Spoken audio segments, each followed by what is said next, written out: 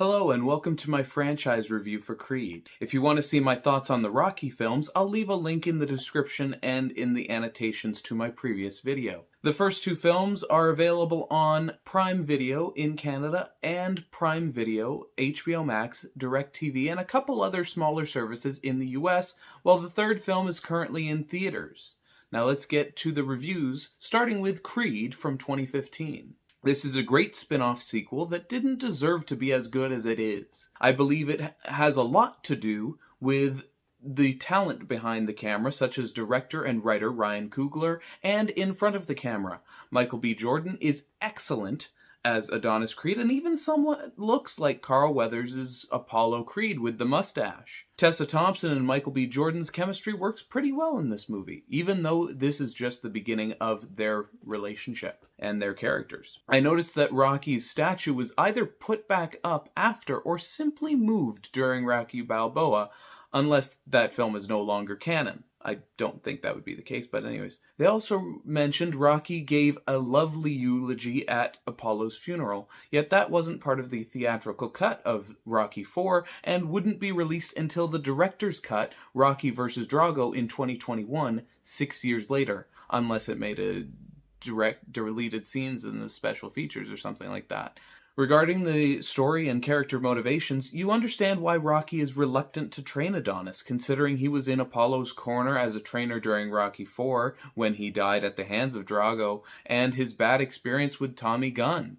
He's also been retired and he's enjoying the restaurant life, so. The action in this film is the closest we had been to the fights in the Rocky franchise up until that point. I loved that we hear a slowed down piano version of Gotta Fly from the original training montage while Rocky ascends the stairs at the end of the film, with Adonis at his side as a passing of the torch. I rated this film a 4 out of 5. Now let's move on to Creed 2. Drago fleeing to Ukraine after being shunned by Russia has become more topical in the past year than it would have been when this film was originally released. I wasn't a fan of how Adonis doesn't seem to realize why Rocky doesn't want to train him, especially this time, or for him to take the fight against Victor.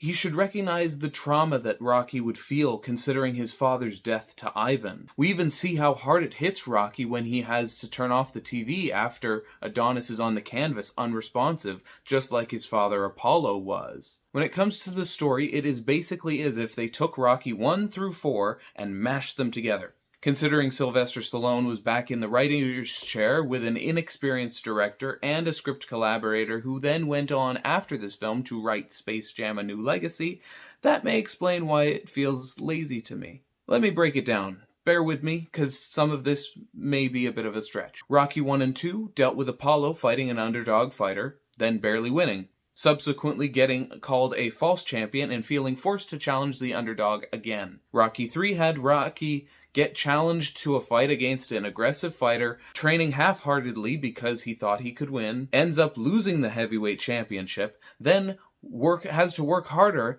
than ever before to challenge that fighter to a rematch and take back the title. Rocky IV had one fight in America and then a rematch, although with a different boxer, in Russia.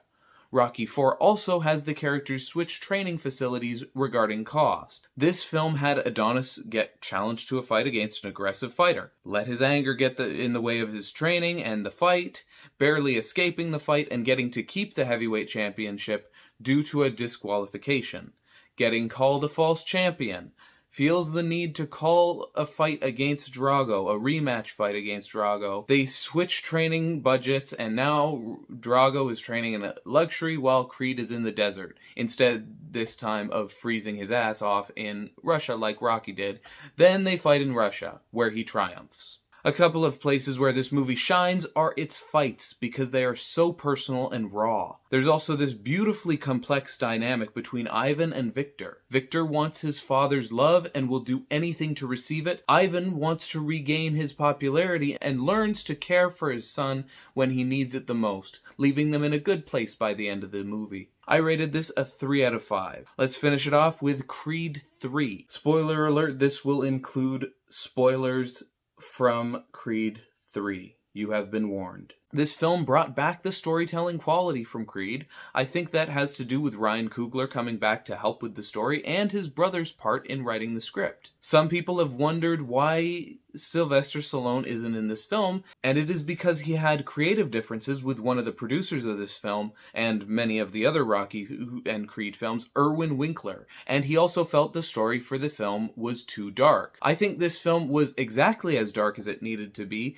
because you can't keep making the same type of movie over and over again. I believe Rocky's absence actually helped this film rather than hurting it, since it allowed Adonis to have some agency and showed that these films could go on without him. I chose to believe his character could have died. Maybe he moved to live closer to his son and grandson, or he's just busy in Philly. He's got a restaurant to run. While some say he could have cameoed in Mary Ann Creed's funeral, I disagree, since it would have distracted from that somber moment that even got me tearing up. The acting in this movie is just as good as it was in the other two films. Michael B. Jordan and Tessa Thompson really know their characters after playing them multiple times before, and Felicia Rashad was also great in her limited screen time. Mila Davis Kent was also great as Amara Creed, and I'm glad about the authentic deaf representation throughout this film. The fights in this movie are very artistic and different from anything this franchise has ever done. Some people will hate it, but I loved it so much, and seeing it in the IMAX ratio was visually stunning. I've heard some mention that the story is resolved very quickly,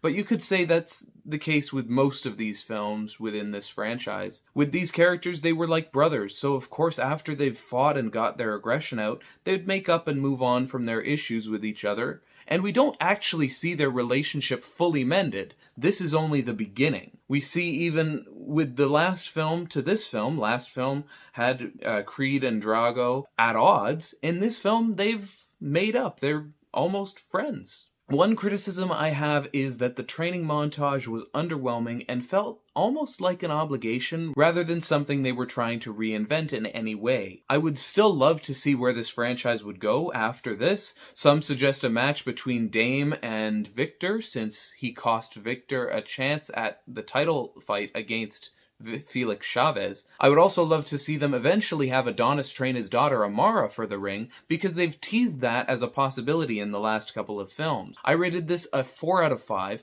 but I'm not sure if this is influenced by recency bias, so I'll have to watch it again to determine my true feelings on the movie. Thanks for watching this video. If you liked it, please give it a thumbs up. If you want to see more from me, hit the subscribe button. If you have any recommendations or thoughts about these films, please leave a comment down below. I originally planned on releasing my final Oscar predictions video, like I put out last year before this one, but I still have time, so I'll be releasing that later this week. Hopefully by Thursday, if not Friday at the latest. After that, I plan on releasing a Greta Gerwig director's review for Women's History Month, if I have enough things to say about her films, and to prepare for her movie coming out later this year. To round out March, I'll probably be doing a John Wick franchise review, including John Wick 4, so stay tuned for all of that and more.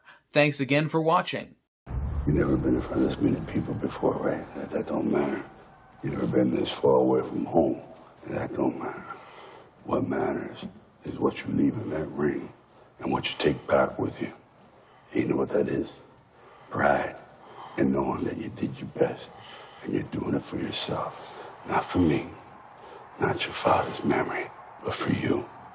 And I can see in your eyes, you're gonna do it.